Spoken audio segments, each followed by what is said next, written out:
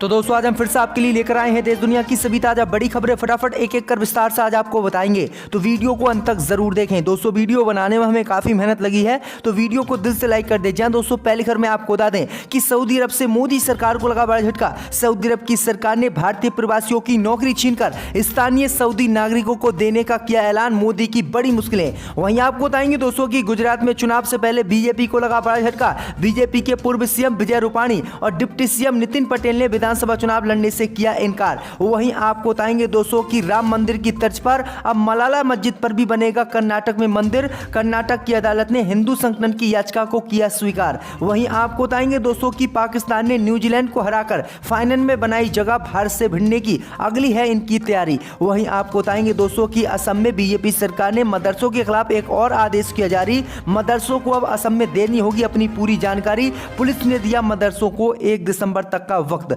वहीं आपको बताएंगे दोस्तों कि रामपुर में उपचुनाव कराने के योगी के फैसले पर सुप्रीम कोर्ट ने फेरा पानी। सुप्रीम कोर्ट ने रामपुर में उपचुनाव कराने की अधिसूचना पर लगाई रोक। भाजपा को दिया है बड़ा झटका। तो दोस्तों सभी खबरों को आपको एक एक कर बताने वाले हैं। वीडियो को लाइक कर चैनल को सब्सक्राइब कर दें और हमें कमेंट करके बताएं कि आपके जिले किस राज्य से हमारी खबरों को देख रहे हैं। इसी बीच बढ़ तो दोस्तों अगली खबर की ओर, तो सऊदी अरब से मोदी सरकार को लगा बड़ा झटका। सऊदी अरब की सरकार ने भारतीय प्रवासियों को नौकरी से निकाला, देश छोड़ने का दिया आदेश। मोदी की बड़ी मुश्किलें। जी दोस्तों आपको बता दें कि सऊदी अरब से आज मोदी सरकार को बड़ा झटका लगा है। सऊदी अरब की सरकार ने भारत के खिलाफ कार्रवाई करते हुए भारतीय प्रवासियों को नौकरी से निकालने का ऐलान कर दिया है और भारतीय प्रवासियों की नौकरी छीनकर सऊदी के स्थानीय नागरिकों को देने का ऐलान किया है, जिसके बाद मोदी सरकार की मुश्किलें बढ़ गई हैं।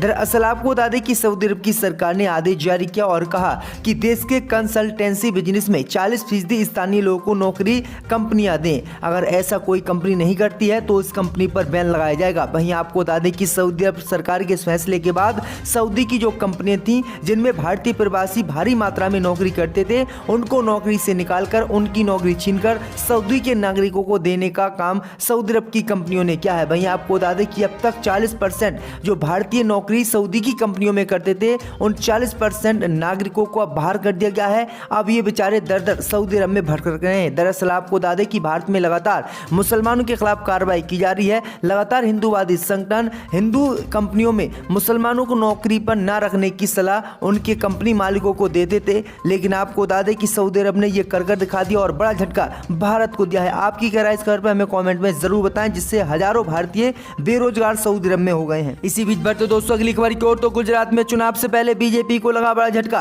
गुजरात के पूर्व सीएम विजय रूपाणी और डिप्टी सीएम नितिन पटेल नहीं लड़ेंगे आगामी विधानसभा चुनाव, भाजपा को लिखा पत्र। दोस्तों आपको बता दें कि गुजरात में विधानसभा चुनाव से पहले बीजेपी को आज बड़ा झटका गुजरात में लगा है।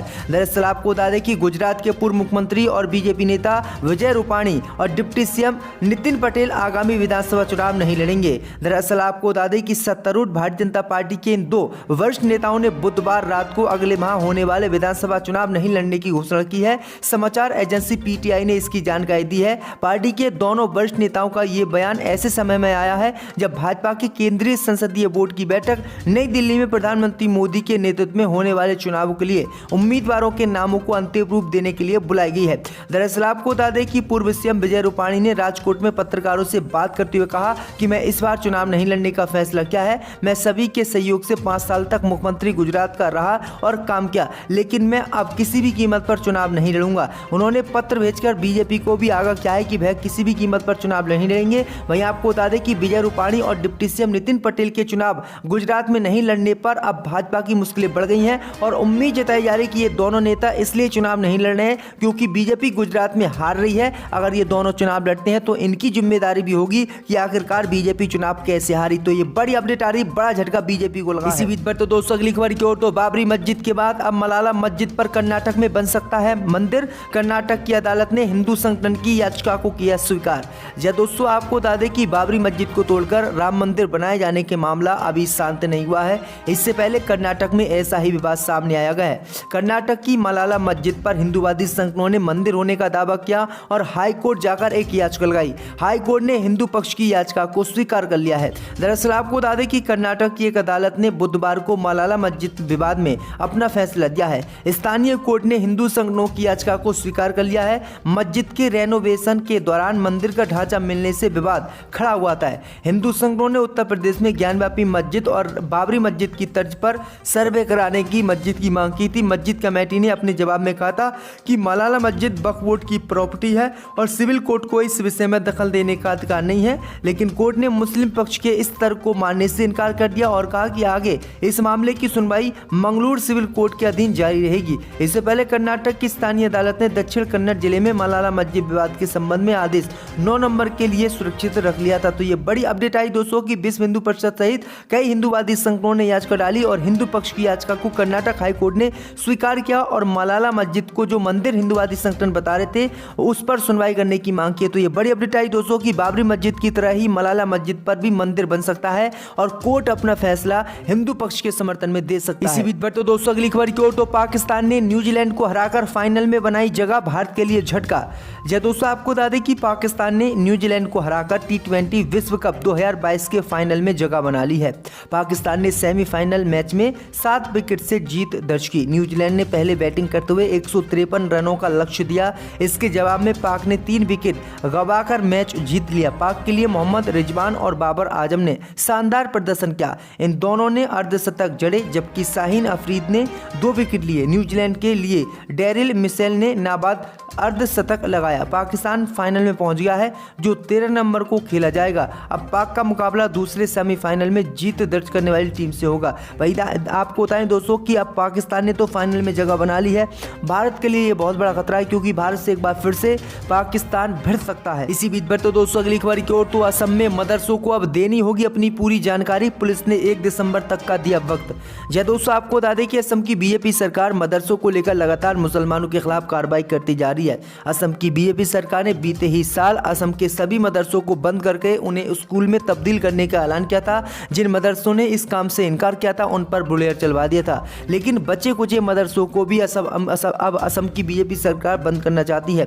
दरअसल आपको बता दें कि असम की बीजेपी सरकार ने मदरसों को लेकर एक नया आदेश जारी किया है। असम की बीजेपी सरकार ने आदेश जारी किया है कि अब मदरसों को अपनी पूरी जानकारी सरकार को देनी होगी। पुलिस ने इस जानकारी प्राप्त करने के लिए 1 दिसंबर का वक्त मदरसों को दिया है। दरअसल आपको बता दें कि असम में मदरसों को 1 दिसंबर तक अपने स्थान और सेवारत शिक्षकों के परिचय समेत संस्थान से जुड़ी सभी जानकारियां प्रदेश सरकार को देने को कहा है। एक वरिष्ठ अधिकारी ने कहा है कि बुधवार को पुलिस महानिदेशक भास्कर ज्योति महंत, माध्यमिक शिक्षा निदेशक ममता होजाई, अन्य सरकारी अधिकारियों और मदरसों के प्रतिनिधियों की बैठक में 1 दिसंबर की समय सीमा निर्धारित की गई है। यानी अब जो मदरसे हैं उनको पूरी जानकारी अपनी देनी होगी कि वो मदरसों को कैसे चला रहे हैं, कितने बच्चे पढ़े हैं और कौन कौन शिक्षक है।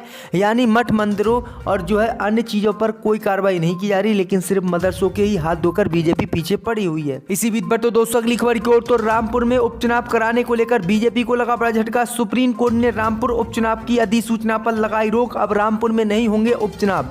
जय दोस्तों, आपको बता दें कि समाजवादी पार्टी के वरिष्ठ नेता आजम खान ने नफरत भरा भाषण देने के मामले में खुद को मिली 3 साल की सजा को रामपुर जिला एवं सत्र अदालत में बुधवार को चुनौती देते हुए याचिका दाखिल की है। इस बीच उच्च न्यायालय ने विशेष सत्र अदालत को आजम खान की अपील पर बृहस्पतिवार को फैसला करने का निर्देश दिया। अपील में आजम ने खुद को मिली सजा पर रोक लगाने का आदेश देने का आग्रह किया ताकि उनकी विधानसभा सदस्यता बहाल की जा सके।